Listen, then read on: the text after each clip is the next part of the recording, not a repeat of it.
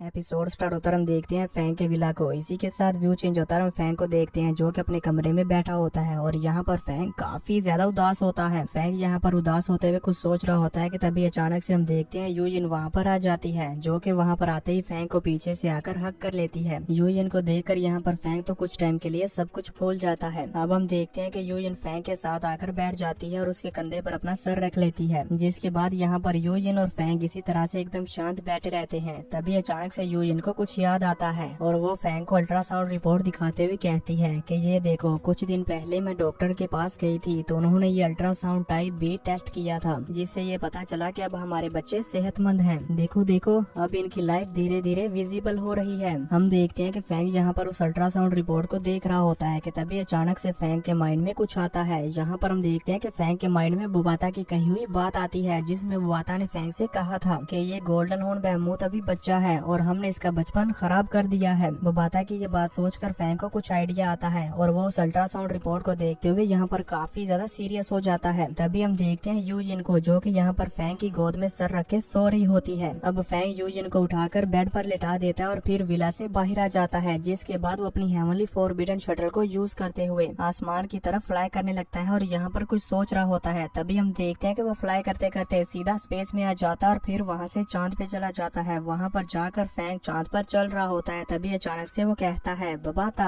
तुमने एक बार कहा था कि ये सोल एक्चुअली में इनर वर्ल्ड के माइनर प्लेनेट से मुराद है। गोल्डन हॉर्न बेहमूथ की ब्रीथ ऑफ लाइफ पहले ये अचानक से बहुत कमजोर हो गई थी, क्या इसका मतलब इसकी सोल भी पहले से बहुत कमजोर हो गई है? फैंग की ये बात सुनकर बुबाता भी वहाँ पर आ जाती है और कहती है, हाँ, वो पहले से बहुत कमजोर हो गया है, लेकिन ऐसा कुछ भी नहीं है जिससे कि तुम स्टार ट्रैवलर लेवल 3 के मेंटल मास्टर होने के बावजूद उसे भड़का सको। बुबाता की ये बात सुनकर फैंग कहता है, तुमने कहा था कि ये गोल्डन हॉर्न बेहमूथ अभी भी छोटा है, वो अभी छोटा है और उसकी सोल, हमने उसकी सोल पर B6 लेजर कैनन से कंटिन्यूसली अटैक किया था, जिसकी वजह से मेरे ख्याल में उसकी सोल काफी ज्यादा इंजर्ड हो गई होगी। इसके अलावा हाल मास्टर और ली शैन ने अपनी सोल्स को बर्न करते हुए उसके ऊपर फेटल स्ट्राइक्स किए थे, जिसकी वजह से उसकी रूह सीरियसली इंजर्ड हो गई होगी। इसका मतलब ये है कि ये मेरे लिए काफी फायदेमंद है, क्योंकि मैं एक मेंटल मास्टर हूँ और एक मेंटल मास्टर के तौर पर मेरे पास एक ऐसा अटैक मेथड है जिससे मैं उसकी सोल पर डायरेक्टली हमला कर सकता हूँ। फैंग की ये बात सुनकर बुबाता हैरान होते हुए कहती है, तुम्हारा मतलब तुम meteorite secret method void pagoda को यूज करना चाहते हो? बुबाता की ये बात सुनकर फैंग हाँ में अपना सर हिलाता है। तो बुबाता कहती है, नहीं, तुम ऐसा नहीं कर सकते। वो वॉइड पगोड़ा सीक्रेट मेथड उसने तुम्हारी मेंटल स्ट्रेंथ को स्टार ट्रैवलर लेवल से कितना ज्यादा वीक कर दिया था। उसको यूज करने से तुम्हारी सोल भी डिस्ट्रॉय हो सकती है और तो और वो गोल्डन हॉर्न बेहमूथ की सोल को डिस्ट्रॉय नहीं कर सकता।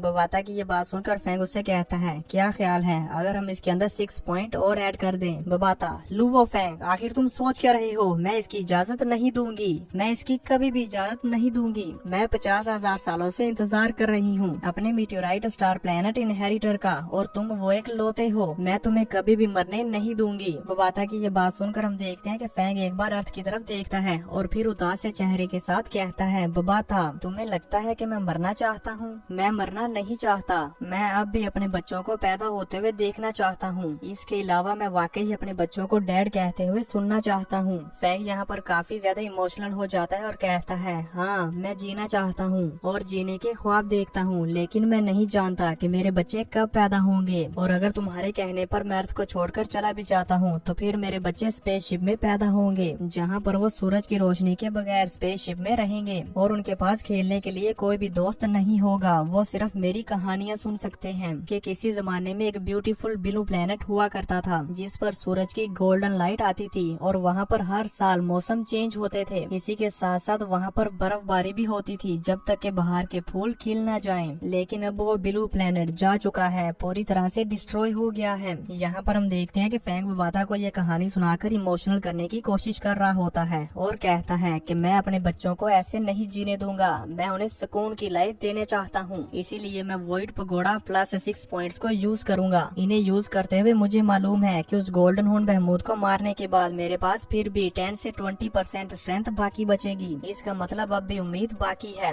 ये कहते हुए फैंग वहाँ पर काफी ज्यादा गुस्से में आ जाता है। बुबाता कहती है, मीटियोराइट स्टार का सीक्रेट मेथड 6 पॉइंट्स, इसे यूज करने के लिए हमें 5 स्टार ट्रैवलर लेवल वॉरियर्स की जरूरत है जो अपनी सोल्स को बर्न करने के लिए तैयार हों और इसी के साथ साथ वो अपनी पावर्स को तुम ऊपर छोड़ दें, जिससे कि तुम उन सब की पावर्स को यूज करो और अपने इस अटैक को सक्सेसफुल बनाओ। और जब तुम ये वॉइड पगोडा अटैक यूज कर रहे होगे तो इससे तुम्हारी सोल को भी बहुत हार्ड नुकसान पहुंचेगा। इवन अगर मैं तुम्हारे इस प्लान में तुम्हारा साथ देने के लिए एग्री भी हो जाती हूँ, तो क्या तुम्हें लगता है कि तुम्हारे इस प्लान में कोई वॉरियर अपनी लाइफ को सेक्रीफाइस करने के लिए तैयार होगा? ये कहते हुए बुबाता फैंग पर काफी ज्यादा भड़क रही होती है, तो फैंग उससे कहता है, हमारे पास इसके अलावा और कोई चॉइस नहीं है, अब बस हम अपने इस प्लान को ही ट्राई कर सकते हैं। बुबाता फैंग पर और भी ज्यादा गुस्सा करने लगती है और कहती है, लेकिन यहाँ तक के अगर अनडाइंग लेवल के वॉरियर्स एक बार जब इस अटैक को यूज करने के बाद तुम्हारी सोल बैडली इंजर्ड हो जाएगी, तो फिर तुम्हारा बच पाना भी मुश्किल हो जाएगा। बुबाता की ये बात सुनकर फैंग उस पर चिल्लाते हुए कहता है, बुबाता तुमने कहा था स्टार लेवल वॉरियर्स यूनिवर्स में ट्रेवल कर सकते हैं, वो भी सिर्फ फूड और कपड़ों की तलाश करने के लिए। मीनवाइल मेरी वाइफ, चिल्ड्रन और पेरेंट्स वो सिर्फ ऑर्डिनरी पर्सन्स हैं। अगर मैं इन्हें यूनिवर्स में किसी और प्लेनेट पर ले जाता हूँ तो ये बहुत ही ज्यादा डेंजरस होगा। मजीद ये कि ये यूनिवर्स इतना पीसफुल भी नहीं है। फैंग की ये बात सुनकर बुबाता कहती है, वाकई ही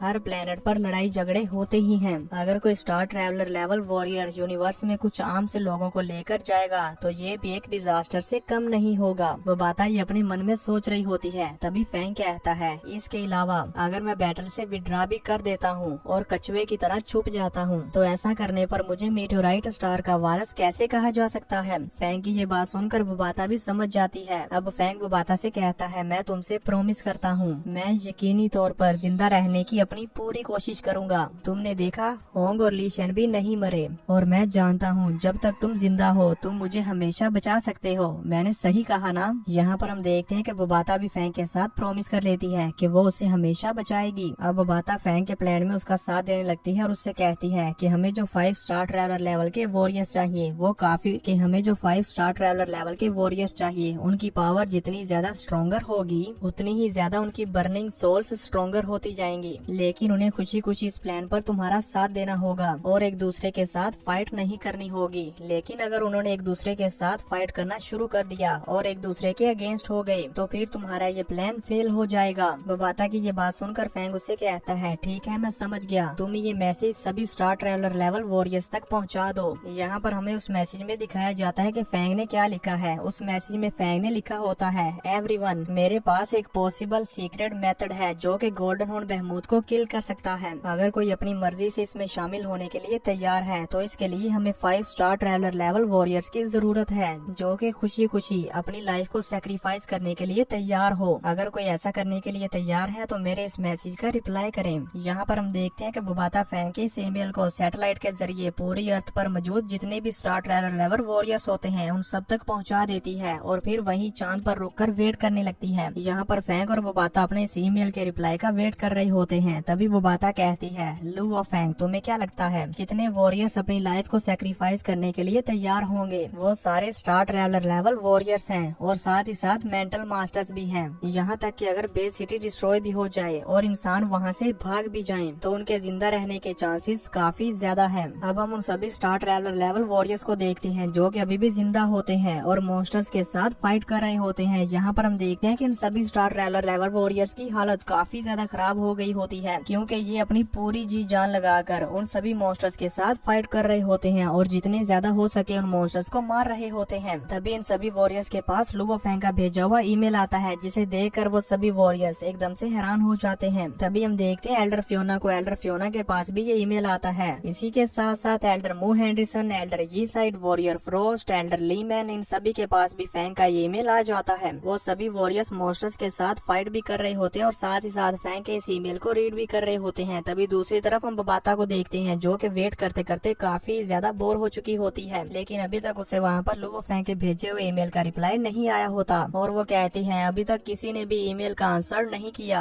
अब हम देखते हैं वॉरियर वैंग को जिनके पास लू और फैंग का ईमेल आता है। वो उस ईमेल को रीड करते हैं। तभी हम देखते हैं कमांडर जिया को। उनके पास भी लू और फैंग का ये ईमेल आता है और वो उस ईमेल को पहली नजर में रीड करते साथ ही इस ईमेल को एक्सेप्ट कर लेते हैं और कहते हैं मैं इसमें ज्वाइन होने के लिए तैयार हूँ। जैसे लू और फैंग को कमांडर जिया का ये रिप्लाई रिसीव होता है, लू और फैंग और बुबाता दोनों ही इसे देखकर हैरान हो जाते हैं कि कमांडर जिया इस प्लान में शामिल होने के लिए तैयार हैं। इसी के साथ हम देखते हैं कि लू और फैंग के पास एक और ईमेल भी आ जाता है जो कि वॉरियर सोकोलोव का होता है और वो भी इस प्लान में ज्वाइन हो जाते हैं। और फिर वॉरियर ये साइड, warrior Lion King, Elder Mo Henderson और इन्हीं के साथ साथ साथ वहाँ पर मौजूद सभी वॉरियर्स फैंग के इस ईमेल को एक्सेप्ट करने लगते हैं और फैंग के इस प्लान में ज्वाइन होना शुरू हो जाते हैं। फैंग एक ही बारी में इतने ज्यादा वॉरियर्स को अपने इस प्लान में ज्वाइन होता हुआ देखकर हैरान हो जाता है और उसे यहाँ पर कुछ भी समझ नहीं आ रहा होता। बबाता भी ये देखकर काफी ज्यादा हैरान होती है कि ये सभी वॉरियर्स अपनी लाइफ को सेक्रीफाइस करने के लिए तैयार हैं। मैंने तो सोचा था कि अर्थ के लोग काफी ज्यादा वीक हैं और ये इसे छोड़कर भागने को ही प्रेफर करेंगे। तो दोस्तों देखेंगे नेक्स्ट एपिसोड में कि क्या बबाता की ये सोच सही साबित होती है या नहीं। इसी के साथ ये एपिसोड खत्म हो जाता है।